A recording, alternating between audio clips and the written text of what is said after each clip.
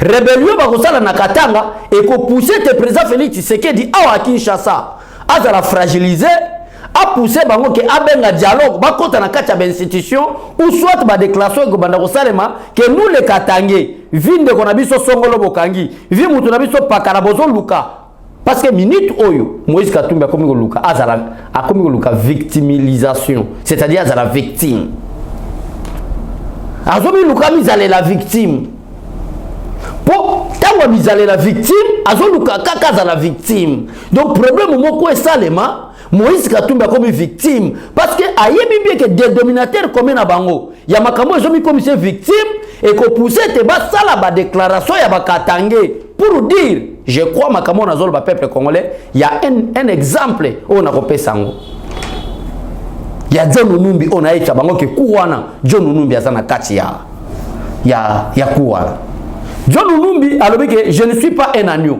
Je crois dans l'ordonnance présidentielle tant ba limogé balobi que un général mal formé, un général qui n'a pas de compétences, un général qui n'a pas d'intelligence, un général qui est un traître à la sécurité de l'État, ba limogé, ba chassé, ba nommé. En tant que militaire, John Numbi et c'est qui a obéir na commandant suprême des forces armées de la République démocratique du Congo qui est le président Félix Tshisekedi. Mais John Numbi a obéir te. John Numbi a sali nini a bengisi ba notable ya Katanga à l'époque au peuple congolais. A bengisi ba notable ya Katanga. Na kata ba notable ba Katanga wana John Numbi a bengisi a sali communiquer en tant que militaire peuple congolais. John Numbi ne devrait pas dire que je ne suis pas un agneau. Cela veut dire que l'ordonnance au Félix Tshisekedi a nommé les nouveaux généraux, il y a armée congolaise. John Numbi a sepelé qui n'a pas entendu à l'obéité. Moi je ne suis pas un agneau. Cela veut dire que moi John Numbi, je suis un lion. Bokomo na makambo salima. Ba vidéo anezali, bande konanga, palanda kabiso na yoka base vidéo anezalelo. Et projet oyo John Numbi azalaki nango na ndenge justice na haute cour militaire bakomi ko luka commerce ke ba olanda ba poursuite na dossier HBA ndenge yeko bima John Numbi akima. Est-ce que boyeba ba kozo John Numbi akimelao ba kozo John Numbi akimelao est-ce que boyebi yango ba kozo alongwa Kinshasa poete akende otia base na ye na Lubumbashi. Est-ce que vous voyez bakozwana? Parce que état-major général, il y a FRDC et Zana Kinshasa, Nyon so Zana Kin, mais il y a Longwe. Ake otia état-major na Lubumbashi. Est-ce que vous voyez pour que zaki wana? Et peuple balanda kabiso bande konyo so balanda biso na kati ya yoka base. Boye ba malamu ke projet wana ti lelo ezali. Tango affaire chebe ya yeye John Numbi azu banzela ke.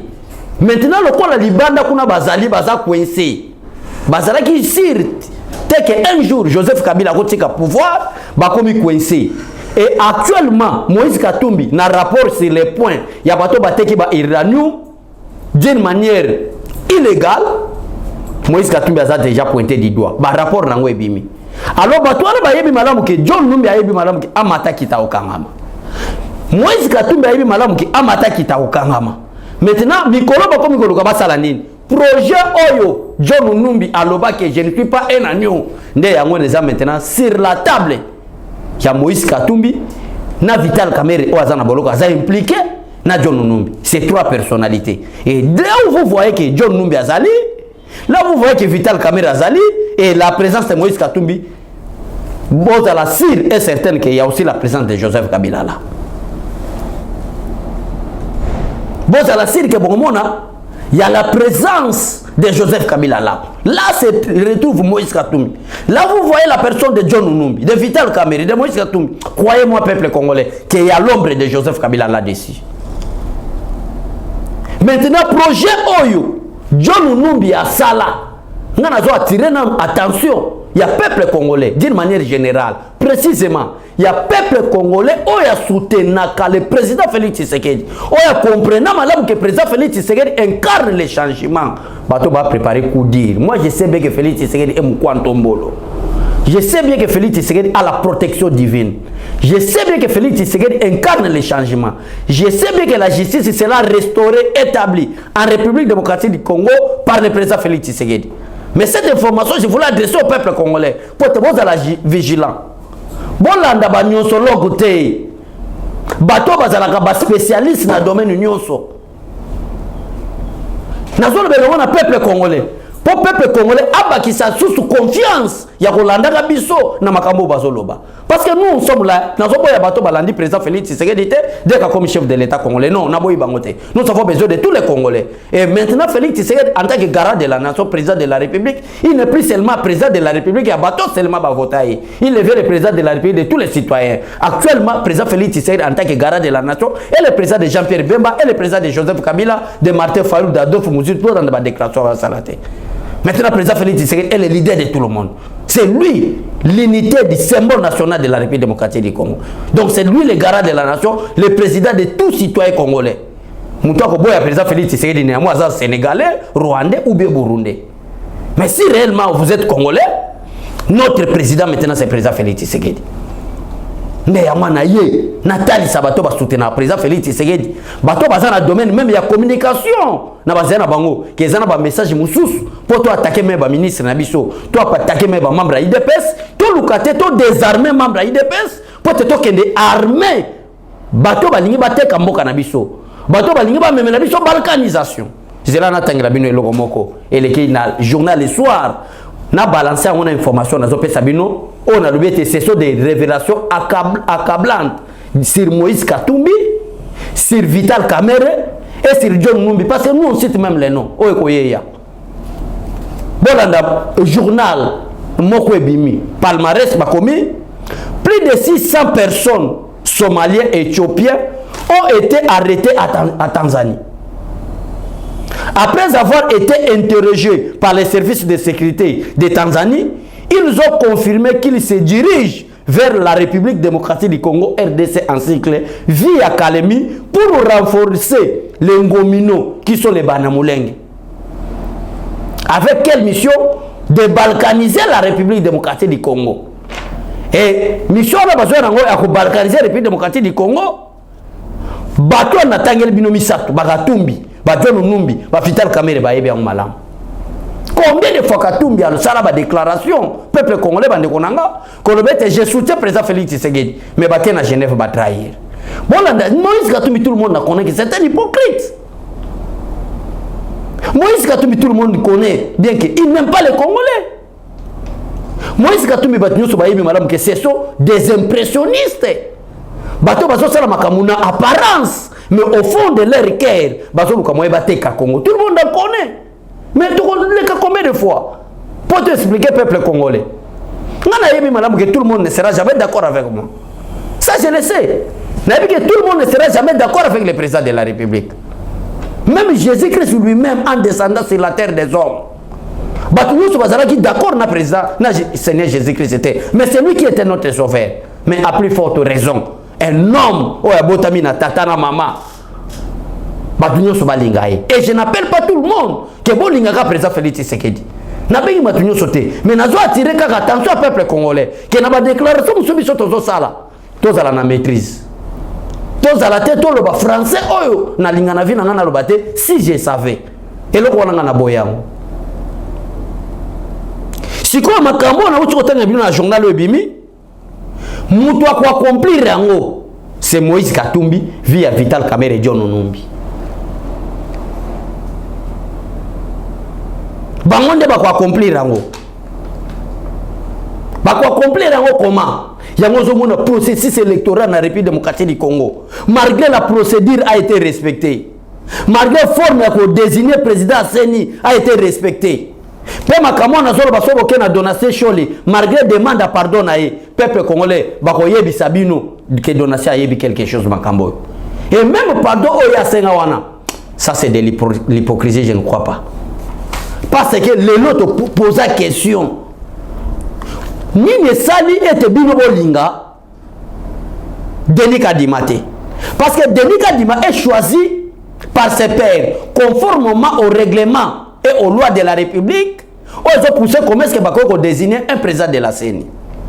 nde na ba norme wana na ba réglementation wana nde Denis Kadima bima président de la CENI. Mais Congolais a se pose la question pourquoi guerre kota même na Senuko na SSC bandima Denis Kadima te. Or Denis Kadima a été élu conformément au statut qui les régit.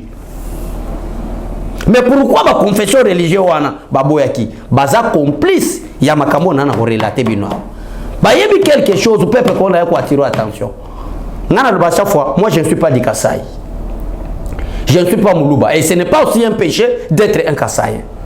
Pourquoi na le peuple congolais wana na lingi ko le batte que tout Kasaïen est honnête comme président Félix Tshisekedi. Il y a aussi des Kasaïens qui sont des aventuriers qui sont capables à côté Kamboka comme Batibala. Il y en a beaucoup comme Batibala. Monsieur Atibala les qui balkanisation, mais c'était Kasaïen.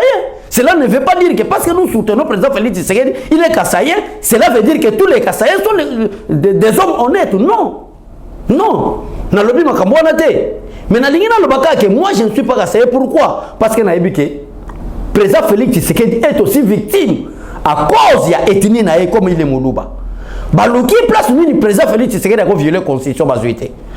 Baluki place ni président Félix Tshisekedi a bebisa parce que ba frapper ba destituer conformément à l'article 165 de la constitution bazuité ba diembeli na maloba o ba belgi batiki la biso Moulouba wana et le monde président Félix Tshisekedi et ko kitati na Denis Kadima parce qu'il est de même ethnie avec le président Félix Tshisekedi baboye mais botuna Donassé Cholé margué pardonaye botuna Utembi botuna Donassé Cholé botuna Fridolé Ambongo botuna Eric Senda. Pourquoi balinga qui Denis Kadima te? Oh, il est proche du pouvoir. Faux argument. Bakosi peuple congolais baboye parce que ba yebi était Azamoulouba. Moi je ne suis pas Moulouba. J'ai expliqué au peuple congolais même si j'étais Moulouba. Mais les Balouba se retrouvent en République démocratique du Congo. Ce sont nos frères. Ndé batouana baaki na message à haine. Baaki na message à repenser. Baaki na message à rediaboliser. Mais kasi, parce que vous avez biso to mayelete. Si vous avez makambo biso to lobaka to kosa peuple congolais. Bon mais kananu ko tuna Donassé Cholé. Quels sont les principes qui ont été violés en choisissant Denis Kadima comme président de la CENI au besoin côté de Melayi? Botu na bango ba cause nini bazalaki ko boya Denis Kadima que président ya CENI et nini ba moni pour le loba senga bolimbisi ba le baketo bandi à zéro Denis Kadima confirmé président de la CENI. C'est pourquoi j'ai dit au peuple congolais pardon na ba benga ngona français le pardon intellectuel. Pourquoi pardon intellectuel? Parce que bazana ku bazo préparer to senga pardon et je demande à tous les Congolais d'être vigilants. Malgré Nandimi pardon Nabino parce que bibliquement parlant, ceux qui m'ont pardon Balimbisaka. Nandimi ango, mais avec beaucoup de vigilance. Ndé yangwana na kena makambo seni pourquoi? Parce que bakoboya seni. Kuna bango bazo préparer suka parce que Moïse Katumbi wana na bino déjà. Moïse Katumbi, Vital Kamerhe na quelques membres FCC na otanga te parce que bango déjà clair que va participer à une élection te pour élection ça les maté ndé na mission précédente on a sagi na yoka base na ba ke to kende dialogue te voie démocratique pour choisir va dirigeant conformément à l'article 5 de la constitution dialogue to ndi mangote kuna bango ba préparer ni Moïse Katumbi a des problèmes très sérieux, Joseph Kabila a des problèmes très sérieux, Vital Kamerhe est déjà en prison avec des problèmes très sérieux. Il est déjà sali prison. Boko banda mona ba communiquer ba banda ko boya ba élection. Ba élection ba ko banda ko boya. Et ko pousser oyo ka ke soulèvement ba notable katanga baza d'accord te et créer problème ba luke le président Félix c'est ba problème. Ndé yango to yaki to attirer attention peuple congolais et surtout ba combattants de l'IDPS. Pourquoi on a attiré ba combattants IDPS? Il y a Glody Place en Goyo. Pourquoi on a tiré ba combattant IDPS? Parce que Babochab, Nemi Mouilania, Chadari, Martin Fayoulou, Joseph Kabila, Sangani ndenge nini bakobondisa président Félix Tshisekedi. Makambo bozomo nezole kana EPST, na ministère ya EPST. Ezali complot makasi contre le président Félix Tshisekedi. Parce que élection Kabila yibaki yango à travers sous-prophète, chef d'antenne, pour chef de centre, na centre électoraux. bangonde bazalaka ba school ba chef d'antenne ba sous-prophète bomona ba centre ba place oyo ba centre ya ba bureau de vote et seulement na ba école et bato bazala ba chef kuna et sala ba sous-prophète ba chef d'antenne ba school et itinérant bangonde bazala ko ba chef na ba centre wana nde place Magui Kabila salaki pote abana ko manipuler peuple congolais bazo kanisa ke Magui wana ko sala matina régime président Félix Tshisekedi nde yango zo mona ba cause bazo bondisa Tony Mwaba. Zéla m'expliquer peuple congolais place Mwaba. Est-ce que vous connaissez les conditions pour devenir prophète? Bande konanga ba communicateur, bande konanga ba membre de l'IDPS. Est-ce que vous connaissez les conditions pour devenir prophète ou l'IPP? Inspecteur principal provincial, IPP, prophète. Est-ce que vous connaissez les conditions pour en devenir? Pour comme prophète, il faut commencer d'abord d'être enseignant. Parce que ça va service de carrière. Tu as la place, tu as FCC, président Félix Tshisekedi. Pour être un prophète, il y a des conditions, il y a des étapes. Il y a un, il faut être un enseignant. Deux, il faut être un conseiller pédagogique. Trois, il faut être, après avoir été enseignant, deuxième étape, tu deviens conseiller pédagogique. Après avoir été un conseiller pédagogique, tu deviens directeur des études. Après directeur des études, tu deviens préfet. Après préfet, tu deviens sous-prophète. Après prophète d'état basuka, au commis prophète. Est-ce que vous avez des conditions? Parce que ça c'est service de carrière. Mais dans la bataille FCC ndeni balinga bundisa président Félix Tshisekedi à travers Tony Mwaba. Gwili ba Konga un grand volet. Est-ce que vous babundisa ndeni bazo bundisa Tony Mwaba? Jamais. Mais pourquoi comme il y a Tony Mwaba? Et Willy ba Konga a traversé Brazzaville. Na ba millions ba Congolais na valise.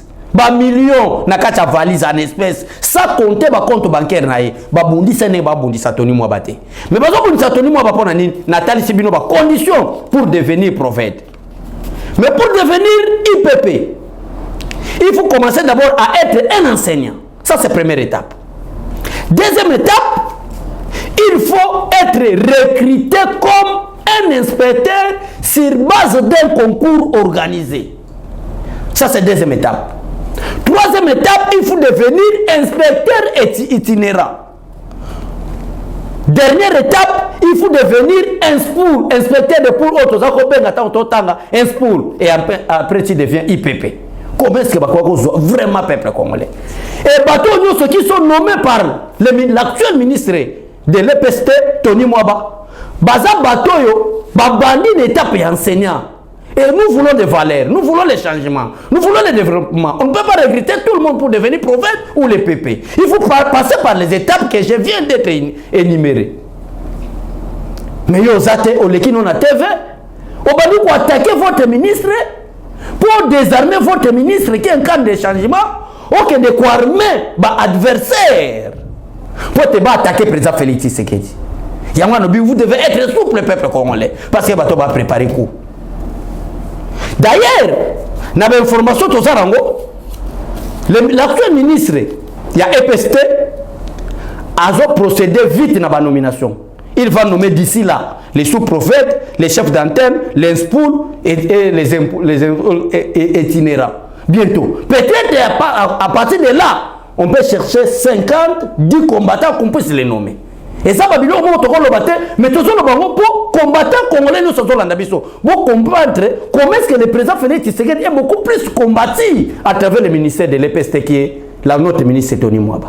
Quelqu'un qui fait les changements dans le domaine de l'enseignement. Quelqu'un qui fait l'enseignement. Tu n'as jamais été un enseignant. Tu n'as jamais été un conseiller pédagogique. Tu n'as jamais été un directeur des études ou un préfet. Tu n'as jamais été un sous-prophète directement parce que nous avons lutté, nous sommes des combattants, tu veux devenir prophète. Non, nous voulons les changements peuple congolais. Les hommes passeront, mais les institutions vont rester. Surtout, c'est ma kamamabe, ba payo, ba envier ba richesse na biso. Ba osala biso mabe. Nde yango ozomonati.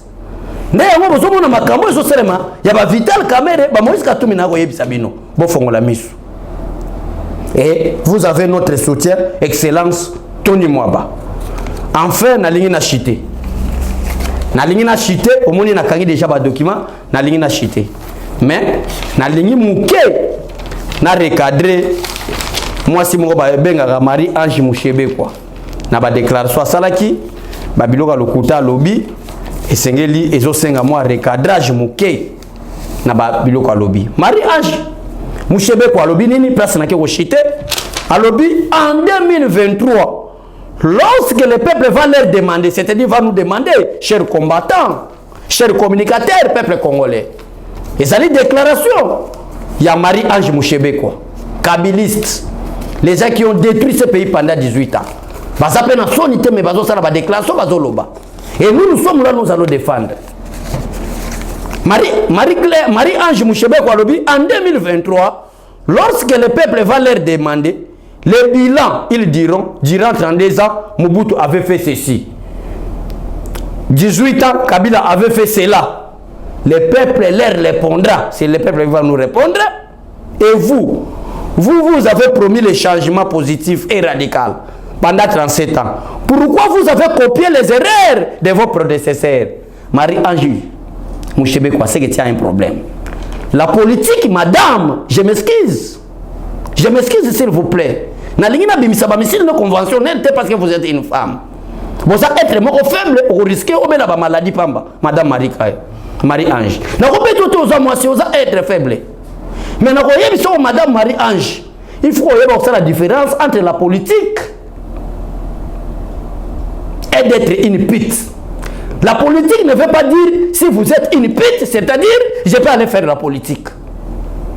Vous avez détruit ce pays pendant 32 ans. Vous avez malmené le peuple congolais. Aucun changement pendant 18 ans. Vous avez nommé des chefs d'état-major général des armées congolaises, des sujets rwandais. Et vous voulez les changements au Bongo. Il faut qu'il y ait la différence. Il y a la politicien, il y a la ndumba. Et lui, quand on va dire que ceux qui nous ont fait le mot pembe, on a le mot français bien. Que on a la peine de demander la politique. Moi, c'est de dire que on bêta. Nasuki wana glodi. Merci na peuple congolais.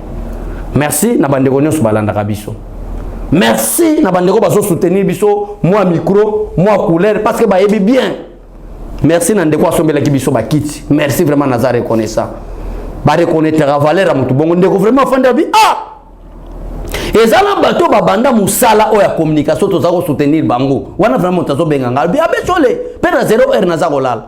Abe chole na ningi na swano pardon na ebibe heure ni boza na za na États-Unis.